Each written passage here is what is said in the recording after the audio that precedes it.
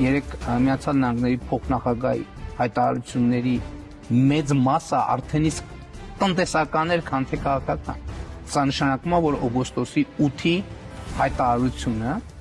հաջողություն է արձանագրել։ Այս է խաղաղության երաշխիքը։ Երբ որ խաղաղությունը մեր տարածաշրջանի բոլոր երկրներին կլինի ավելի շահավետ, ձեռնտու,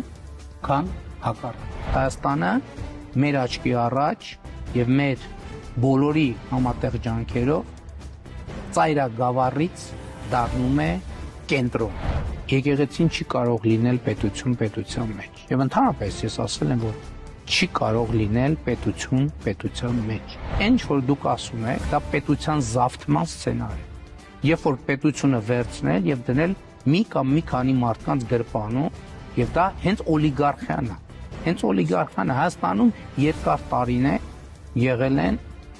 պատգամավորներին, պաշտոնյաներին, ընդհանուր նախարարներին ծրարով ամեն ամիս գումար տալու